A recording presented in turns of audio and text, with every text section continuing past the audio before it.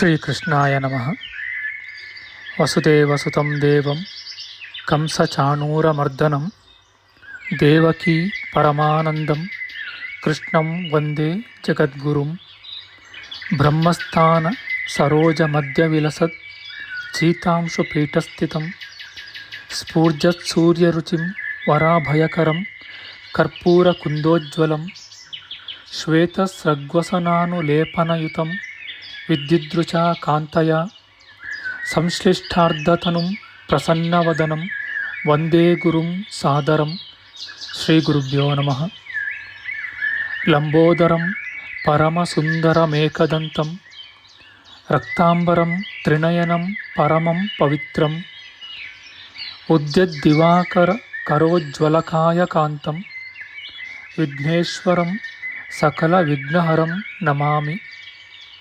ತ್ವಾಂ ದೇವ ವಿಘ್ನದಲನೇತಿ ಚ ಸುಂದರೇತಿ ಭಕ್ತಿಪ್ರಿಯೇತಿ ಸುಖದೇತಿ ಫಲಪ್ರದೇತಿ ವಿದ್ಯಾಪ್ರದೇತ್ಯಗಹರೇತಿ ಚ ಯೇ ಸ್ತುವಂತಿ ತೇಭ್ಯೋ ಗಣೇಶವರದೋ ಭವ ನಿತ್ಯಮೇವ. ಶ್ರೀ ಮಹಾಗಣಪತಯೇ ನಮಃ. ಯಾ ಕುಂದೇಂದು ತುಷಾರಹಾರಧವಳ ಯಾ ಶುಭ್ರ ವಸ್ತ್ರಾವೃತ ಯಾ ವೀಣಾ ವರದಂಡಮಂಡಿತಕರ ಯಾ ಶ್ವೇತ ಪದ್ಮಾಸನ ಯಾ ಬ್ರಹ್ಮಾಚ್ಯುತ ಶಂಕರ ಪ್ರಭೃತಿಭಿಃ ದೇವೈಃ ಸದಾ ವಂದಿತಾ ಸಾ ಮಾಂ ಪಾತು ಸರಸ್ವತೀ ಭಗವತಿ ನಿಶ್ಶೇಷ ಜಾಡ್ಯಾಪಃ. ಶ್ರೀ ಸರಸ್ವತ್ಯೇ ನಮಃ. ವೇದಾರ್ಥತತ್ವವಿಶದೀಕರಣೇನ ಪುಂಸಾಂ ಉಚ್ಚೈರ್ಗತಿಂ ಜಗತಿಯೋ ದಯಾಯ ವಿಧಾತುಂ ರಮ್ಯಾಂ ಪುರಾಣಪದವೀಂ ಪ್ರಣಿನಾಯ ತಸ್ಮೈ ಲೋಕೇಶವೈಭವಪುಷೇ ಋಷಯೇ ನಮಸ್ತಾತ್. ತಸ್ಮೈ ವ್ಯಾಸಾಯ ಮುನಯೇ ಸರ್ವಜ್ಞಾಯ ಮಹರ್ಷಯೇ ಪರಾಶರ್ಯಾಯ ಶಾಂತಾಯ ನಮೋ ನಾರಾಯಣಾತ್ಮನೆ. ಶ್ರೀ ವ್ಯಾಸಾಯ ನಮಃ. ನಾರಾಯಣಂ ನಮಸ್ಕೃತ್ಯ ನರಂ ಚೈವ ನರೋತ್ತಮಂ ದೇವೀಂ ಸರಸ್ವತೀಂ ವ್ಯಾಸಂ ತತೋ ಜಯಮುದೀರಯೇತ್. ಕನಕರುಚಿದುಕೂಲಃ ಕುಂಡಲೋಲ್ಲಾಸಿಗಲ್ಲಃ ಶಮಿತಭುವನಭಾರಃ ಕೋಪಿ ಲೀಲಾವತಾರಃ ತ್ರಿಭುವನ ಸುಖಕಾರಿ ಶೇಷಶಾಯೀ ಮುಕುಂದೋ ಪರಿಕಲಿತರಮಾಂಗೋ ಮಂಗಲಂ ನಸ್ತನೋತು. ನಮಾಮಿ ಗೋವಿಂದ ಪದಾರವಿಂದಂ ಸದೇಂದಿರಾನಂದನಮುತ್ತಮಾಡ್ಯಂ ಜಗಜ್ಜನಾನಾಂ ಹೃದಯ ಸನ್ನಿವಿಷ್ಟಂ ಮಹಾಜನೈಕಾಯನಮುತ್ತಮೋತ್ತಮಂ. ನಮಸ್ತೆ ಚಕ್ರಹಸ್ತಾಯ ಶಾಂಗಹಸ್ತಾಯ ತೇ ನಮಃ. ನಂದಹಸ್ತಾಯ ತೇ ವಿಷ್ಣೋ ಶಂಖಹಸ್ತಾಯ ತೇ ನಮಃ. ಓಂ ನಮೋ ವಾಸುದೇವಾಯ ನಮಃ ಸಂಕರ್ಷಣಾಯ ಚ ಪ್ರದ್ಯುಮ್ನಾಯ ನಮಸ್ತುಭ್ಯಂ ಅನಿರುದ್ಧಾಯ ತೇ ನಮಃ. ಅನಾಕಾರೋ ಮಹೋಜಾಶ್ಚ ಯಶ್ಚಾದೃಷ್ಟಗತಿರ್ದಿವಿ ಜಗತ್ಪೂಜ್ಯೋ ಜಗತ್ಪ್ರಾಣಂ ತಂ ವಾಯುಂ ಪ್ರಣಮಾಮ್ಯಹಂ. ವಾಯುರೂಪಿ ಪರಮಾತ್ಮನೇ ನಮಃ. ಪ್ರಿಯ ಬಾಂಧವರೇ, ನಮ್ಮ ಈ ಶ್ರೀ ಲಾಲೀಕೃಷ್ಣ ಚಾನಲ್ಗೆ ಸ್ವಾಗತ. ಇಂದಿನ ವಿಡಿಯೋದಲ್ಲಿ ನಾವು ಶ್ರೀಮದ್ ವಾಯು ಮಹಾಪುರಾಣದ ಪ್ರಥಮ ಖಂಡದ 32ನೆಯ ಅಧ್ಯಾಯದ ಪೂರ್ವಾಂಶದ ವಿಚಾರ ಮಾಡೋಣ. ಈ ಅಧ್ಯಾಯದಲ್ಲಿ ಯುಗಧರ್ಮ ನಿರೂಪಣೆ, ಕೃತ, ತ್ರೇತ, ದ್ವಾಪರ, ಕಲಿಯುಗಗಳು, ಕೃತಾದಿ ಯುಗಗಳ ಪ್ರಮಾಣಗಳ ವಿಚಾರ ಮಾಡೋಣ. ಶ್ರೀಕೃಷ್ಣಾಯ ನಮಃ. ವಾಯುದೇವರು ಹೇಳುತ್ತಾರೆ, ದೇವವಂಶವನ್ನು ವರ್ಣಿಸಿದ ತರುವಾಯ ಓಂಕಾರ ರೂಪವಾದ ಪ್ರಣವ ಸ್ವರೂಪವನ್ನು ವಿಸ್ತಾರವಾಗಿ ನಿರೂಪಿಸುವೆನು. ಬ್ರಹ್ಮ ಪ್ರತಿಪಾದಕವೂ ಓಂಕಾರ ರೂಪವೂ ಆದ ಅಕ್ಷರವು ಪ್ರಥಮತಃ ಅಕಾರ ಉಕಾರ ಮಕಾರ ರೂಪ ತ್ರಿವರ್ಣ ಸ್ವರೂಪವಾಗಿದೆ. ಅಕಾರ ಉಕಾರ ಮಕಾರ ಕೂಡಿ ಓಂ ಎಂಬುದಾಗಿ ಉಂಟಾಗಿದೆ. ಯಾವ ಯಾವ ವರ್ಣಗಳು ಯಾವ ಯಾವ ವೇದ ರೂಪವಾಗಿವೆ, ಅವುಗಳಿಗೆ ಆಶ್ರಯ ದೇವತೆಗಳು ಯಾರು, ಈ ವಿಷಯಗಳನ್ನು ತಿಳಿಸುವೆನು. ಅಕಾರದಿಂದ ಋಗ್ವೇದವು, ಉಕಾರದಿಂದ ಯಜುರ್ವೇದವು, ಮಕಾರದಿಂದ ಸಾಮವೇದವು ಉತ್ಪನ್ನವಾಗಿದೆ. ಅವುಗಳಿಗೆ ಕ್ರಮವಾಗಿ ವಾಯುದೇವ, ಅಗ್ನಿಪುರುಷ, ಜಲ, ವರುಣ ಇವರು ಅಭಿಮಾನಿ ದೇವತೆಗಳು ಆಗಿರುವರು. ಆ ಓಂಕಾರ ರೂಪವಾದ ಪ್ರಣವದಿಂದ ಮತ್ತು ಅನೇಕ ದೇವತೆಗಳು ಉತ್ಪನ್ನರಾಗಿರುವರು. ಯಾರು ದೇವತೆಗಳಿಗೂ ಶ್ರೇಷ್ಠರಾಗಿರುವರೋ ಅಂತಹ ಚತುರ್ದಶ ಮಹಾತ್ಮರೂ ಕೂಡ ಆ ಅಕ್ಷರಗಳಿಂದಲೇ ಉತ್ಪನ್ನರಾದರು. ಸರ್ವಾಂತರ್ಯಾಮಿಯು, ಸ್ವತಂತ್ರ ಸಂಚಾರ ಮಾಡುವವನು, ಸರ್ವ ಸಂಬಂಧಗಳನ್ನು ತಿಳಿದವನೂ ಆದ ಭಗವಂತನು ಲೋಕಗಳಿಗೆ ಅನುಗ್ರಹವನ್ನು ಮಾಡುವುದಕ್ಕಾಗಿ ಆದಿ ಮಧ್ಯಾಂತ ನಾಮಕನಾಗಿರುವನು. ದೇವದೇವನು ಅಕ್ಷರ ಶಬ್ದ ವಾಚ್ಯನೂ ಆದ ಮಹೇಶ್ವರನಿಂದ ಸಪ್ತರ್ಷಿಗಳು, ಇಂದ್ರಾದಿ ದೇವತೆಗಳು, ಪಿತೃದೇವತೆಗಳು ಮತ್ತು ಸಮಸ್ತ ದೇವತೆಗಳು ಪ್ರಾದುರ್ಭೂತರಾದರು. ನಾನು ನಿಮಗಾಗಿ ಪೂರ್ವದಲ್ಲಿಯೇ ನಿರೂಪಿಸಿದ್ದ ಕಾಲರೂಪಿಯೂ ಯುಗನಾಮಕನೂ ಆದ ಪರಮೇಶ್ವರನು ಈ ಲೋಕದಲ್ಲಿ ಸಕಲ ಇಷ್ಟಾರ್ಥಗಳನ್ನು ಕೊಡುವವನು, ಪರದಲ್ಲಿ ಪರಮ ಪದವಿಯ ದಾಯಕನೂ ಆಗಿರುವನು. ಕೃತ, ತ್ರೇತ, ದ್ವಾಪರ, ಕಲಿ ಎಂಬ 4 ಯುಗಗಳು ಚಕ್ರಾಕಾರವಾಗಿ ಸುತ್ತುತ್ತವೆ. ಆಗ ಹಿಂದೆ ಹುಟ್ಟಿದ್ದ ದೇವತೆಗಳು, ಋಷಿಗಳು ಇವರೇ ಮೊದಲಾದವರೂ ಕೂಡ ಪುನಃ ಪುನಃ ಹುಟ್ಟುವರು. ಆಗ ಖಿನ್ನರಾದ ದೇವತೆಗಳು ಆ ಕಾಲಗಳಿಗೆ ಅಧೀನರಾಗಿ ಪುನಃ ಪುನಃ ಜನನ ಮರಣಗಳನ್ನು ಹೊಂದುವರು ಮತ್ತು ಅವರ ಆ ಕಾಲವನ್ನು ಸ್ಥಿರವಾಗಿ ಸ್ಥಾಪಿಸಲು ಎಷ್ಟು ಪ್ರಯತ್ನ ಮಾಡಿದರೂ ಸಾಧ್ಯವಾಗಲಿಲ್ಲ. ಋಷಿಗಳು, ಇಂದ್ರಾದಿ ದೇವತೆಗಳೂ ಕೂಡಿ ಆ ಮನ್ವಂತರದ ಆದಿಯಲ್ಲಿ ನಿಯಮಿತರೂ ಸಮಾಹಿತ ಚಿತ್ತರೂ ಕಾಲದಿಂದ ಭೀತರೂ ಆಗಿ 1,000 ವರ್ಷಗಳವರೆಗೂ ತಪಸ್ಸನ್ನು ಮಾಡಿ ಮಹಾದೇವನನ್ನು ಮೊರೆ ಹೊಕ್ಕರು. ಮಹಾದೇವನು ಪರಮೇಶನೂ ಆದ ಎಲೆ ದೇವನೇ, ಚತುರ್ಮೂರ್ತಿಯೂ ಚತುರ್ಮುಖನೂ ಆದ ಈ ಕಾಲಪುರುಷನು ಯಾವನು? ನಿನ್ನನ್ನು ಬಿಟ್ಟರೆ ಈ ಕಾಲಪುರುಷನ ಮಹಿಮೆಗಳನ್ನು ಸಾಂಗವಾಗಿ ತಿಳಿಯತಕ್ಕವರು ಯಾರಿರುವರು? ಈ ಕಾಲ ರೂಪವನ್ನು ತಿಳಿಸಬೇಕೆಂದು ದೇವತೆಗಳು ದೇವನನ್ನು ಪ್ರಾರ್ಥಿಸಿದರು.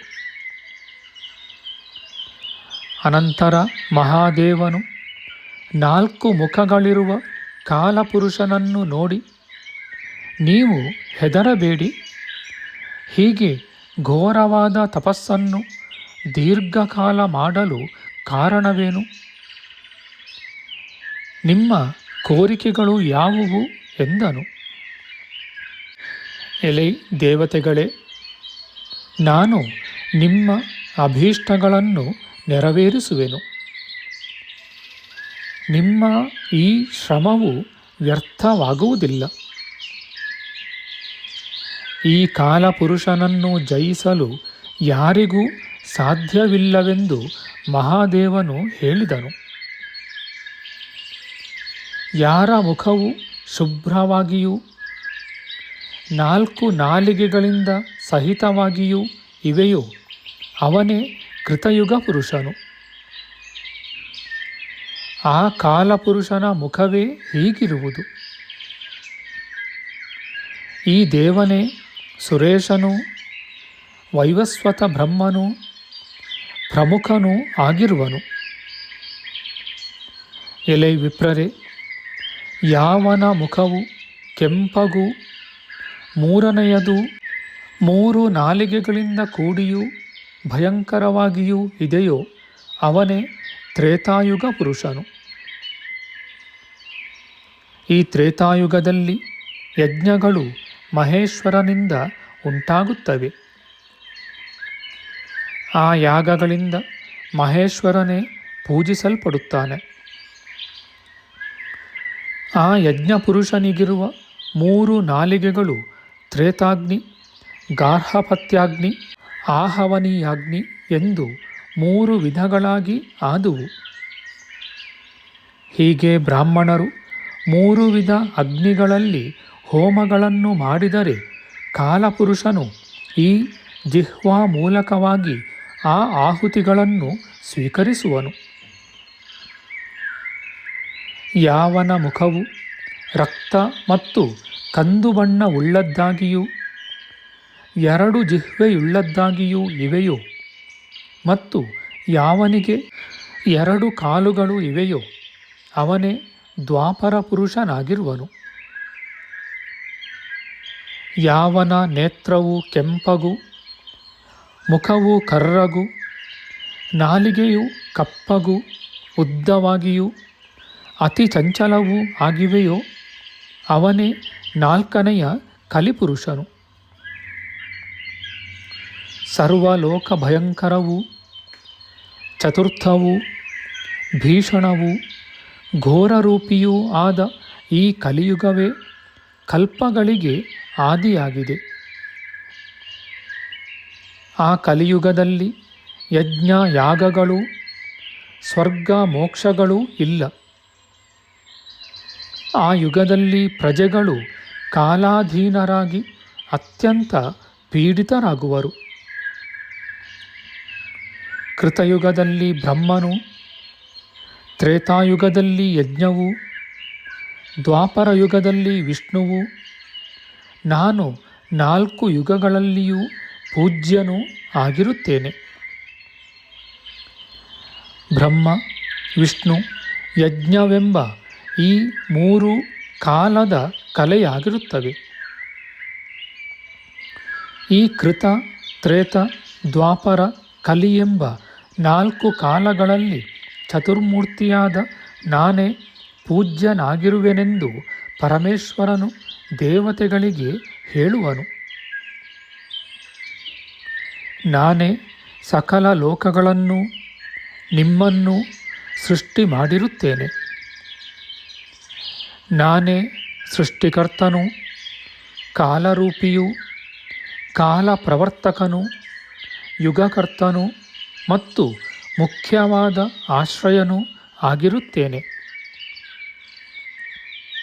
ಎಲೆ ದೇವೋತ್ತಮರಾದ ದೇವತೆಗಳಿರ, ಪ್ರಜೆಗಳ ಹಿತಾಕಾಂಕ್ಷೆಯಿಂದ ನಾನು ಕಲಿಯುಗದಲ್ಲಿ ಅವತರಿಸಿ ದೇವಾದಿಗಳಿಗೆ ಐಹಿಕ ಪಾರತ್ರಿಕವಾದ ಉಭಯ ವಿಧ ಸುಖಗಳನ್ನು ಕೊಡಲು ಇಚ್ಛೆಯಿಂದ ಭವ್ಯನೂ ಪೂಜ್ಯನೂ ಆಗುತ್ತೇನೆ. ಆದುದರಿಂದ ನೀವು ಹೆದರಬೇಕಾಗಿಲ್ಲವೆಂದು ಈಶ್ವರನು ಹೇಳುತ್ತಾನೆ. ಹೀಗೆ ಪರಮೇಶ್ವರನು ಹೇಳಲಾಗಿ ಅನಂತರ ದೇವತೆಗಳು ಋಷಿಗಳೊಡನೆ ಕೂಡಿ ಜಗತ್ಪತಿಯಾದ ಪರಮೇಶ್ವರನಿಗೆ ಸಾಷ್ಟಾಂಗ ನಮಸ್ಕಾರಗಳನ್ನು ಮಾಡಿ ಇಂತೆಂದರು. ದೇವತೆಗಳು ಹಾಗೂ ಋಷಿಗಳು ಹೇಳುತ್ತಾರೆ, ಮಹಾ ತೇಜಸ್ವಿಯೂ ಮಹಾಕಾಯನೂ ಮಹಾಪರಾಕ್ರಮಿಯೂ ಮಹಾಕಾಂತಿವಂತನೂ ಸರ್ವಭೂತಗಳಿಗೂ ಭಯಂಕರನೂ ಆದ ಚತುರ್ಮುಖನು ಹೇಗೆ ಕಾಲಪುರುಷನಾದನು? ಇದನ್ನು ತಿಳಿಸಬೇಕೆಂದು ದೇವತೆಗಳು ಮಹಾದೇವನನ್ನು ಪ್ರಾರ್ಥಿಸುತ್ತಾರೆ. ಮಹಾದೇವನು ಹೇಳುತ್ತಾನೆ, ಈ ಕಾಲಪುರುಷನು ಚತುರ್ಮೂರ್ತಿಯು, 4 ದಂತಗಳುಳ್ಳವನು, ಚತುರ್ಮುಖನೂ ಆಗಿ ಲೋಕಗಳನ್ನು ಸಂರಕ್ಷಣೆ ಮಾಡುವುದಕ್ಕೋಸ್ಕರ ಸರ್ವವನ್ನು ಸಂಪೂರ್ಣವಾಗಿ ಅತಿಕ್ರಮಿಸಿರುವನು. ಅಂತಹ ಕಾಲಪುರುಷನಿಗೆ ಚರಾಚರಾತ್ಮಕವಾದ ಸರ್ವ ಪ್ರಪಂಚದಲ್ಲಿಯೂ ಅಸಾಧ್ಯವಾದ ವಿಷಯವು ಯಾವುದೂ ಇಲ್ಲ.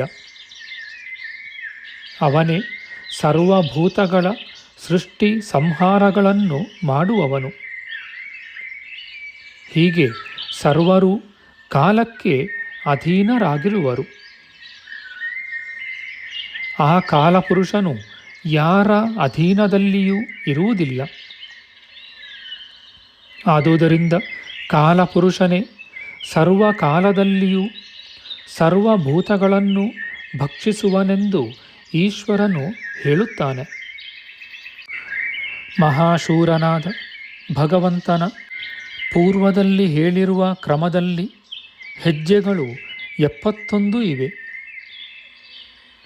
ಅವು ಯುಗಾನುಸಾರವಾಗಿ 71 ಮನ್ವಂತರಗಳಾಗಿ ಪರಿಣಾಮವಾಗುತ್ತವೆ. ಹೀಗೆ ಪ್ರತಿಯೊಂದು ಹೆಜ್ಜೆಗಳು ಒಂದೊಂದು ಚತುರ್ಯುಗವಾಗಿ ಪರಿಣಮಿಸುತ್ತವೆ. ಒಟ್ಟು 71 ಚತುರ್ಯುಗಗಳಿವೆ. ಈ 71 ಚತುರ್ಯುಗಗಳು ಕಳೆದರೆ ಒಬ್ಬ ಮನುವಿನ ಕಾಲವು ಕಳೆಯುವುದು. ಹೀಗೆ ಒಬ್ಬ ಮನುವಿಗೆ 71 ಚತುರ್ಯುಗಗಳ ಕಾಲವು ಕ್ಲಿಪ್ತವಾಗಿದೆ. ಇಷ್ಟು ಕಾಲವು ಕಳೆದರೆ ಬೇರೊಬ್ಬ ಮನುವು ಬರುವನು. ಪರಮೇಶ್ವರನು ಹೀಗೆ ಹೇಳಿ ದೇವತೆಗಳು, ಋಷಿಗಳು, ದಾನವರು, ಪಿತೃಗಳು ಇವರಿಂದ ನಮಸ್ಕರಿಸಲ್ಪಟ್ಟು ಮಾಯವಾದನು. ನಮ್ಮ ಮುಂದಿನ ವಿಡಿಯೋದಲ್ಲಿ ನಾವು ಶ್ರೀಮದ್ ವಾಯು ಮಹಾಪುರಾಣದ ಪ್ರಥಮ ಖಂಡದ 32ನೆಯ ಅಧ್ಯಾಯದ ಉತ್ತರಾಂಶದ ವಿಚಾರ ಮಾಡೋಣ. ಆಧ್ಯಾತ್ಮಿಕ ಚರ್ಚೆ ಮತ್ತು ವಿಚಾರ ವಿನಿಮಯಕ್ಕಾಗಿ ಶುರು ಮಾಡಿದ ಈ ಚಾನೆಲ್ನಲ್ಲಿ ನಾವು ಅಪ್ಲೋಡ್ ಮಾಡುವ ಎಲ್ಲ ವಿಡಿಯೋಗಳನ್ನು ಸಂಪೂರ್ಣವಾಗಿ ನೋಡಿ ನಿಮ್ಮ ಸಲಹೆಗಳನ್ನು ಕಮೆಂಟ್ ಬಾಕ್ಸ್ನಲ್ಲಿ ಬರೆಯಿರಿ. ಈ ಚಾನಲ್ಗೆ ಸಬ್ಸ್ಕ್ರೈಬ್ ಮಾಡಿ ಹಾಗೂ ಬೆಲ್ ಬಟನ್ ಒತ್ತಿ ನಾವು ಹಾಕುವ ಎಲ್ಲ ವಿಡಿಯೋಗಳನ್ನು ನೋಡಿ ಪ್ರೋತ್ಸಾಹಿಸಿ. ಕೃಷ್ಣಂ ನಾರಾಯಣಂ ವಂದೇ ಕೃಷ್ಣಂ ವಂದೇ ವ್ರಜಪ್ರಿಯಂ ಕೃಷ್ಣಂ ದ್ವೈಪಾಯನಂ ವಂದೇ ಕೃಷ್ಣಂ ವಂದೇ ಪೃಥಾಸುತಂ. ಶ್ರೀಕೃಷ್ಣಾಯ ನಮಃ.